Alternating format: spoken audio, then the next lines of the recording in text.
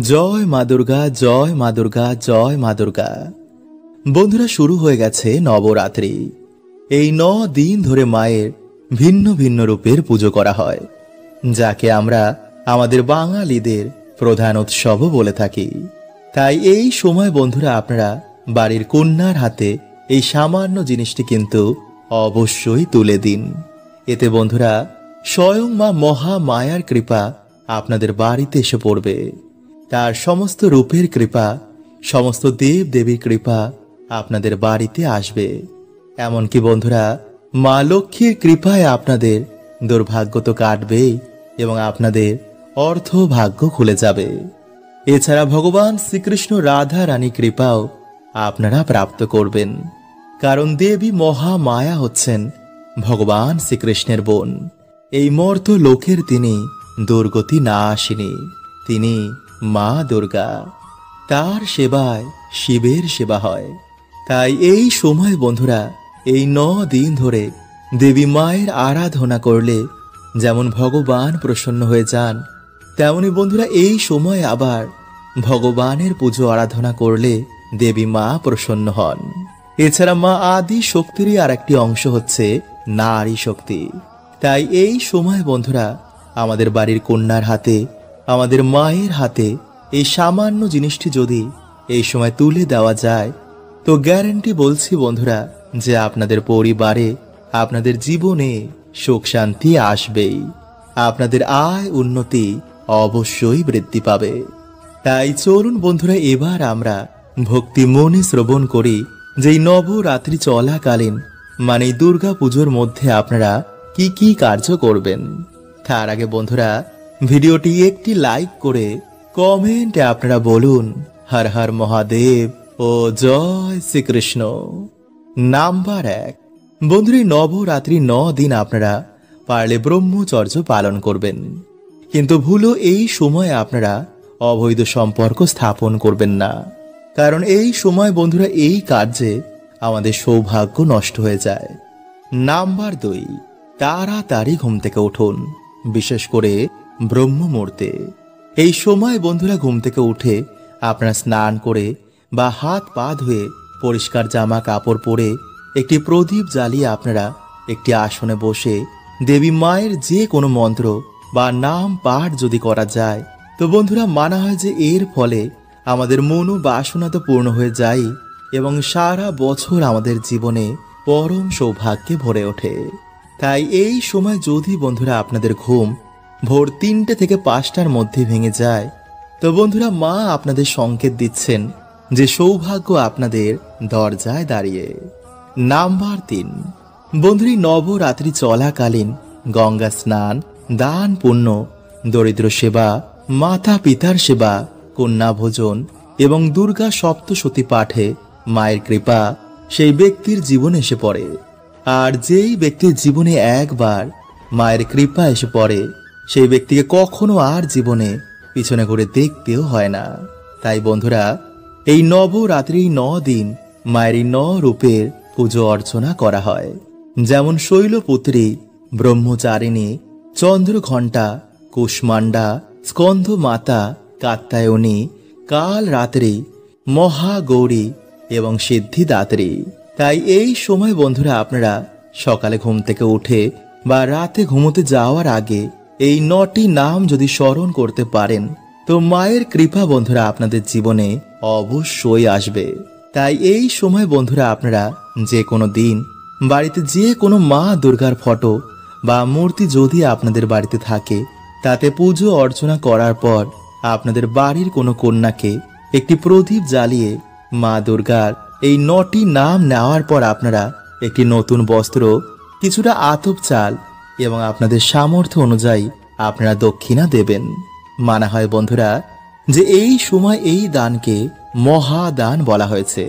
তাই যখন বন্ধুরা আপনারা এই দান করবেন, মনে মনে যেন আপনাদের মনে ভক্তি থাকে যে এই দান আপনারা দেবী মাকেই করছেন। মানা হয় যে এই সময় কন্যা পূজনে আমাদের গ্রহ দোষ কাটে, আমাদের পূর্ব জন্মের পাপ নাশ হয় এবং আমাদের জীবনে পরম সৌভাগ্যে ভরে ওঠে। তাই নতুন মাস যাতে সুন্দর কাটে, মহাদেবের আশীর্বাদ যাতে আমাদের ওপর থাকে, তাই প্রত্যেকের কিন্তু কালকের দিনে এই নিয়মগুলো মেনে মহাদেবের আশীর্বাদ গ্রহণ করা উচিত। কারণ যার ওপর ভোলানাথের হাত থাকে তার কেউ কোনোদিনও কোনো ক্ষতি করতে পারে না।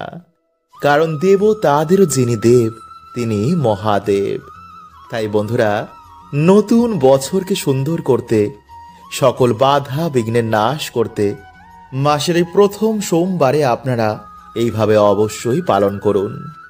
দেখবেন মহাদেবের কৃপায় আপনাদের নতুন মাস এবং নতুন বছর অর্থ সুখ শান্তিতে ভরিয়ে দিয়েছে।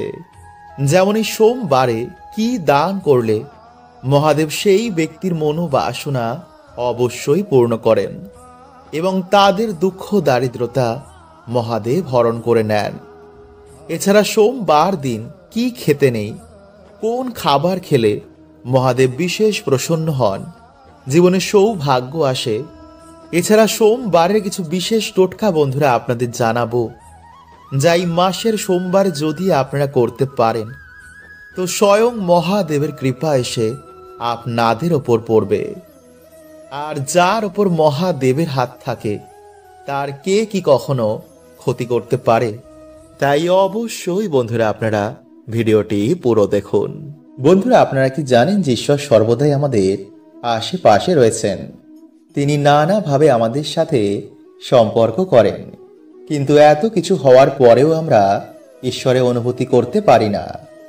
অনেক পুজোপাঠ করার পরেও যখন ভক্ত ঈশ্বরের দেখা পায় না তখন সে নিরাশ হয়ে যায়।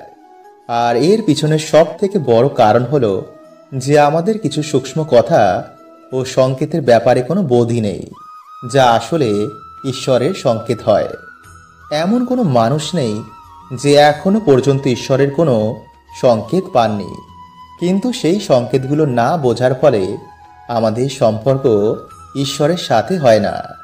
তাই আজকের ভিডিওতে বন্ধুরা এমন 5টি সংকেতের কথা বলবো, যদি এই 5টি সংকেতের মধ্যে যে কোনো একটি আপনার সাথে ঘটে তো ভাববেন আপনি খুবই ভাগ্যশালী, ঈশ্বরের অসীম কৃপা আপনার ওপর হয়েছে। তাই এই সংকেত পেলে ঈশ্বরের নাম জপ পুজো পাঠ করা আরও বাড়িয়ে দিন। তো নমস্কার বন্ধুরা, আমি রাজু, আর আমাদের চ্যানেলে আপনাদের স্বাগত। তার আগে বন্ধুরা ভিডিওটিকে লাইক করে কমেন্টে হর হর মহাদেব ও জয় শ্রীকৃষ্ণ অবশ্যই লিখুন। নাম্বার 1, যদি হঠাৎই আপনার হৃদয়ে করুণা বেড়ে যায়, অসহায় মানুষ পশু পাখি দেখলেই যদি আপনার হৃদয় কেঁদে ওঠে, যদি বারবার তাদের জন্য কিছু করতে ইচ্ছা করে, তো ভাববেন আপনার আশেপাশে কোনো ঈশ্বরী ঊর্জা রয়েছে, যার প্রভাবে আপনার ভিতরের সমস্ত নেগেটিভ ঊর্জা বাইরে বেরিয়ে গেছে আর আপনার হৃদয়ে করুণার আবির্ভাব হয়েছে। নাম্বার 2, ভবিষ্যতের কোনো ঘটনা আগে থেকেই জেনে যাওয়া। বন্ধুরা, আমাদের দুটো মন আছে, একটা চেতন মন আর 2 নম্বর হলো অবচেতন মন। চেতন মন যখন আমরা জাগি তখনই সক্রিয় হয়, আর অবচেতন মন সর্বদাই সক্রিয় থাকে। নিদ্রা অবস্থায় যখন আমরা স্বপ্ন দেখি তখন এই অবচেতন মনই আমাদের স্বপ্ন দেখায়। যখন কোনো ব্যক্তি ঈশ্বরের চিন্তন করে, নাম জপ করে, তখন তার অবচেতন মনের সমস্ত ব্রহ্মাণ্ডে থাকা ঈশ্বরী ঊর্জার সাথে সম্পর্ক জুড়ে যায়, আর সে ভবিষ্যতে হওয়া ঘটনা আগে থেকে জানতে শুরু করে। নাম্বার 3, স্বপ্নে দেব দেবীর দর্শন। বন্ধুরা, আমরা জন্ম নিয়ে ঈশ্বরকে ভুলে যাই, কিন্তু তিনি কখনো ভোলেন না। তাই যখন আমরা কিছু খারাপ করি বা যদি তিনি আমাদের কিছু বলতে চান তো তিনি স্বপ্নে এসে আমাদের দর্শন দেন। নাম্বার 4, ঈশ্বরের দর্শন মাত্রই ঈশ্বরের নাম কীর্তনে আপনার চোখে জল আসা। এর কারণ হলো বন্ধুরা, আমরা জন্ম জন্ম ধরে যার ভক্তি করছি তার স্মৃতি আমাদের অবচেতন মনে রয়েছে। তাই যখনই আমরা ঈশ্বরের নাম কীর্তন করি তখনই আমাদের আত্মা ঈশ্বরের জন্য ব্যাকুল হয়ে যায়, আর সেই সময় আত্মা ও পরমাত্মার মিলনের এক অদ্ভুত আনন্দ অনুভব হয়, আর যার সাথে হয়েছে সেই একমাত্র জানে। নাম্বার 5, মুখ দিয়ে বেরানো বাণী সত্য হয়ে যাওয়া, বা মনে মনে কিছু ভাবলেন আর সেটা সত্য হয়ে যাওয়া। এর পিছনের কারণ হলো বন্ধুরা, ঈশ্বর আপনার ওপর খুবই প্রসন্ন। তাই যদি বন্ধুরা এগুলো আপনার সাথে কিছু ঘটে থাকে, তো অবশ্যই আপনি কোনো পুণ্যবান আত্মা। তাই এই জীবনে এমন কোনো ভুলেও কাজ করবেন না যাতে আপনাকে ঈশ্বরের সামনেই ছোট হতে হয়। হ্যাঁ, জীবনে সুখ দুঃখ তো আসবেই, কারণ এটা হচ্ছে আমাদের পরীক্ষার জায়গা। আর পরীক্ষায় পাশ করলেই অনন্ত ফল পাওয়া যায়, যা আপনি কল্পনা করতে পারবেন না। তাই চলুন বন্ধুরা, এবার আমরা জেনে নিই যে এই মহা সোমবারে আপনারা ভগবান শিবকে কি অর্পণ করবেন। নাম্বার 1, গোলাপ। বন্ধুরা, ভগবান শিবের অত্যন্তই প্রিয় ফুলগুলির মধ্যে এই গোলাপ অন্যতম। তাই যদি আপনারা এই মাসে ভগবান শিবের নামে বা ভগবান শিবকে যদি আপনারা এই গোলাপ ফুল অর্পণ করতে পারেন, তো বন্ধুরা আপনাদের প্রেম সম্বন্ধ ও ধন সম্পত্তিতে বন্ধুরা আপনারা সফলতা প্রাপ্ত করবেন।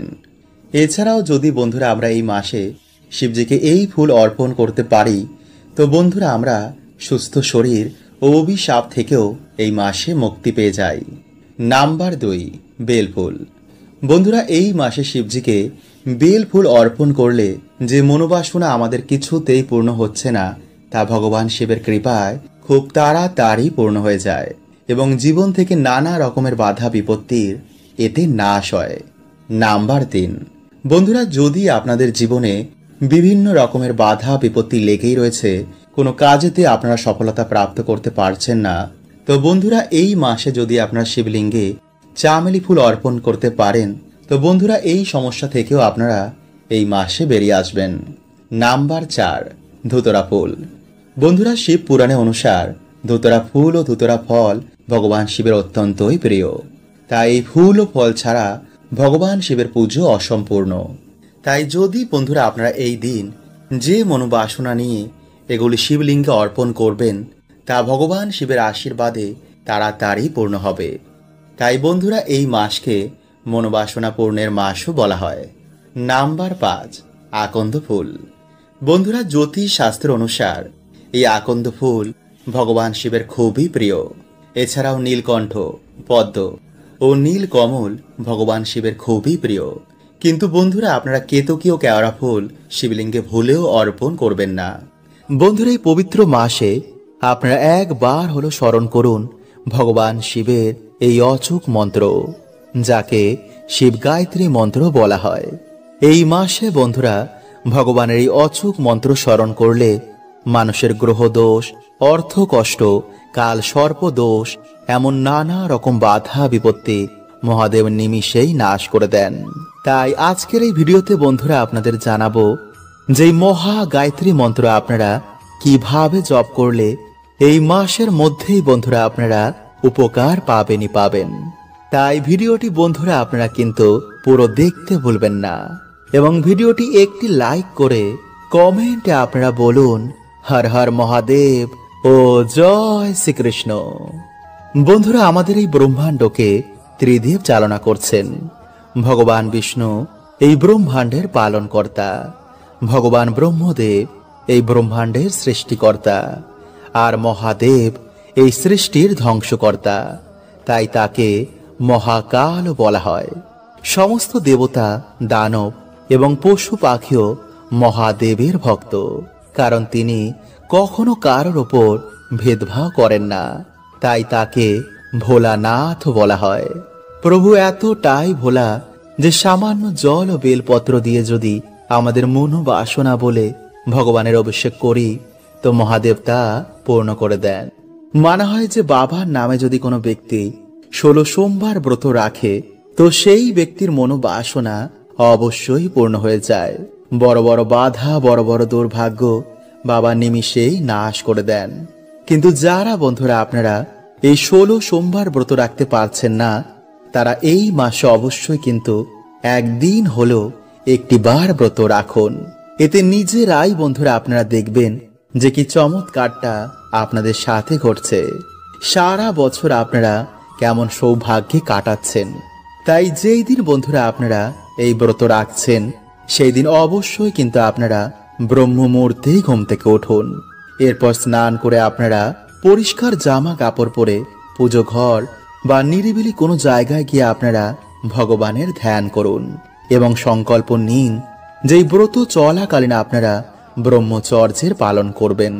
তারপর ধ্যান হয়ে যাওয়ার পর আপনারা বাড়িতে বা মন্দিরে ভগবান শিবের পুজো বা রুদ্রা অভিষেক করুন। ভগবানের প্রিয় ফল, ভগবানের প্রিয় ফুল, গঙ্গা জল, বেলপত্র ও কাঁচা দুধ দিয়ে ভগবানের আরাধনা করুন।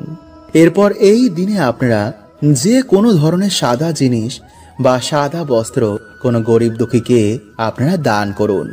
তাই সব কিছু হয়ে যাওয়ার পর বন্ধুরা আপনারা এই দিনে অবশ্যই ভগবানের মহামৃত্যুঞ্জয় মন্ত্র পাঠ করে ভগবানের শ্রাবণ সোমবার ব্রত কথা আপনারা পাঠ করুন বা শ্রবণ করুন এবং তারপর আপনারা ভগবানের আরতি করে এই ব্রত সম্পন্ন করুন। তাই বন্ধুরা আগামী সোমবার, এই মাসের এই বড় সোমবারে এইভাবে বন্ধুরা আপনারা একটিবার বাবার আরাধনা করে দেখুন। দেখবেন যে বাবা এতটাই ভোলা যে আপনাদের মনোবাসনা বাবা অবশ্যই পূর্ণ করে দেবে। এবং যারা বন্ধুরা আপনারা বহুদিন ধরে অর্থ কষ্টে ভুগছেন তারা যদি এই মাসে সামান্য বেদানার রস দিয়ে শিবলিঙ্গে অভিষেক করতে পারেন তো অবশ্যই বন্ধুরা আপনারা এই অর্থ কষ্ট থেকে বেরিয়ে আসবেন। এবং যেসব পরিবারে রোগ ব্যাধি নিত্য ঘিরে রয়েছে তারা যদি বন্ধুরা এই মাসে জলে কালো তিল মিশিয়ে তা দিয়ে শিবলিঙ্গে অভিষেক করতে পারেন তো অবশ্যই বন্ধুরা আপনারা এই সমস্যা থেকেও বাইরে বেরিয়ে আসবেন।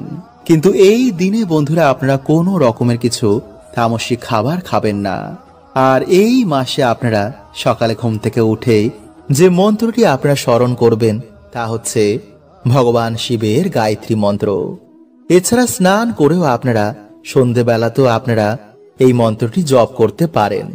এতে 7 দিনের মধ্যেই বন্ধুরা আপনারা উপকার পাবেনই পাবেন। আর তা হচ্ছে ওম তৎপুরুষায় বিদ্মহে মহাদেবায় ধীমহি তন্নো রুদ্র প্রচোদয়াৎ। বন্ধুরা পরিবারের সুখ শান্তি বজায় রাখার জন্য প্রত্যেক সোমবার মহাদেবের পুজো করা উচিত। এতে গ্রহদোষ নাশ হয়ে যায় এবং বাধা বিপত্তি কেটে যায়। তাই আগামী কাল হচ্ছে বন্ধুরা এই মাসের বড় সোমবার। তাই আপনারা এই সুযোগ কিন্তু একদমই হাতছাড়া করবেন না। এই সময় মহাদেবের আশীর্বাদ নিয়ে রাখাটা অত্যন্তই জরুরি। কারণ মহাদেবী একমাত্র দেব যিনি তাড়াতাড়ি প্রসন্ন হয়ে যান এবং ভক্তের মনোবাসনা তিনি পূর্ণ করে দেন।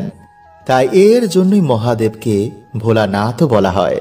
তিনি এতটাই ভোলা যে সামান্য জল বেলপত্রতে তিনি সন্তুষ্ট হয়ে যান এবং ভক্তের সকল দুঃখ দরিদ্রতার নাশ করে দেন। তাই বন্ধুরা আজকের এই ভিডিওতে 4টি এমন কার্য বলবো যা আপনারা পারলে কালকের দিনে অবশ্যই করুন। যেমন সোমবার দিন এই জিনিসটি দান করলে মানুষেরা অক্ষয় পুণ্য প্রাপ্ত করে এবং সোমবার দিন এই জিনিসটি খেলে মানুষের দুর্ভাগ্যে নাশ হয়ে যায় এবং সারা বছর সেই মানুষটি সুস্থ ও নিরোগ থাকে। এবং সোমবার রাতেই মন্ত্রটি বলে ঘুমালে মানুষের দুর্ভাগ্যে তো নাশ হয়ই এবং মানুষের আর্থিক ভাগ্য খুলে যায়। তাই বন্ধুরা আপনারা কিন্তু অবশ্যই ভিডিওটি পুরো দেখুন এবং ভিডিওটি একটি লাইক করে কমেন্টে হর হর মহাদেব ও জয় শ্রীকৃষ্ণ অবশ্যই লিখুন। নাম্বার 1, বন্ধুরা মহাদেব হচ্ছেন দেবাদিদেব, মানে দেবতাদেরও যিনি দেব। তাই ভগবান শিবের কৃপা ছাড়া কিন্তু কোনো দেবতারাও আপনাদের আশীর্বাদ প্রদান করবেন না।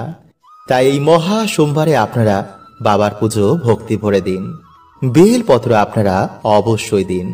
পারলে ধুতুরো ফুল বাবাকে অবশ্যই নিবেদন করুন এবং উত্তর দিকে মুখ করে আপনারা এই দিন বাবার পুজো অর্চনা দেবেন। আর এই দিন উত্তর বা পূর্ব দিকে আপনারা একটি ঘিয়ের প্রদীপ জ্বালিয়ে ওম নমঃ শিবায় মন্ত্র জপ করে আপনারা বারবার বাবাকে বলবেন, বাবা তোমার কৃপা আমাদের ওপর সদয় বজায় রেখো। আমার জীবন থেকে সকল দুঃখ দরিদ্রতা তুমি হরণ করে নাও। তোমার এই সন্তানকে তুমি অর্থ মান সম্পত্তি সবকিছু প্রদান করো। নাম্বার 2, বন্ধুরা পুজো তখনই সম্পূর্ণ হয় যখন পুজোর পর দান করা হয়। তাই এর জন্য বন্ধুরা আমাদের হিন্দু ধর্মে প্রসাদ বিতরণ করা হয়। তাই আপনার এই মহা সোমবারে আতপ চাল, সাদা কাপড়, সাদা ফুল, দুধ, মুক্ত, শঙ্খ মানে যে কোনো সাদা জিনিসের মধ্যে কাউকে দান করুন। দেখবেন মহাদেবের কৃপায় আপনাদের সকল দুঃখের নাশ হয়ে গেছে। নাম্বার 3, বন্ধুরা এই দিন যদি আপনারা ব্রত রাখতে পারেন তবে তো খুবই ভালো। তাই আপনারা এই দিনে রাতের বেলায় ভগবান মহাদেবের নাম নিয়ে আতপ চাল, মুগ ডাল, আলু, ঘি এছাড়া বিভিন্ন রকম সবজি দিয়ে আপনারা একটি ভগবানের ভোগের মতন প্রসাদ রান্না করবেন এবং সেই প্রসাদটি আপনারা তামা অথবা পিতলের পাত্রে রান্না করবেন এবং তারপর সেই প্রসাদ আপনারা ভগবান শিবকে স্মরণ করে মা অন্নপূর্ণাকে প্রণাম করে তারপর সকলে মিলে গ্রহণ করুন। কিন্তু ভুলেও বন্ধুরা আপনারা এই দিনে মদ, মাংস, পেঁয়াজ, রসুন মানে কোন রকমের আমিষ জাতীয় খাবার একদমই খাবেন না যদি আপনারা এই দিন ব্রতের ফল পেতে চান। এছাড়া বন্ধুরা আপনারা এই দিন সামান্য হলো শ্রীফল মানে যাকে আপনার নারকেল বলেন তা গ্রহণ করুন। এতে বন্ধুরা মানুষের আর্থিক ভাগ্য খুলে যায়। নাম্বার 4, এরপর বন্ধুরা আপনারা রাতের বেলায় ঘুমানোর আগে যে মন্ত্রটি বলে আপনারা ঘুমাবেন তা হচ্ছে ওং এং হ্রিং ক্লিং নমঃ শিবায়। বন্ধুরা এই মন্ত্রটি আপনারা 11 বার, 21 বার, 51 বার বা 108 বার জপ করবেন এবং জপ করার সময় যেন বন্ধুরা আপনাদের হৃদয়ে মহাদেবের জন্য ভক্তি থাকে। তাহলে বন্ধুরা আপনারা জীবনে দেখবেন মহাদেবের কৃপায় সকল দুর্ভাগ্য, দরিদ্রতা এবং সকল বাধা বিপত্তির নাশ হয়ে গেছে। এবং বন্ধুরা আপনারা এই মাসের সোমবারে কোনো রকম আমিষ খাবার খাবেন না, পেঁয়াজ রসুন খাবেন না এবং কোনো রকমের মদ্যপান বা নেশা ভান করবেন না। যদি আপনাদের শরীর ভালো থাকে তো বন্ধুরা আপনারা এই মাসের যে কোনো একটি সোমবারে ভগবান শিবের নামে আপনারা উপোসও করতে পারেন। এতে বন্ধুরা মহাপুণ্যের প্রাপ্তি হয়। তো বন্ধুরা আজকের মতন এতটুকুই। দেখা হবে এর পরের ভিডিওতে। হরে কৃষ্ণা। ওম নমঃ শিবায়।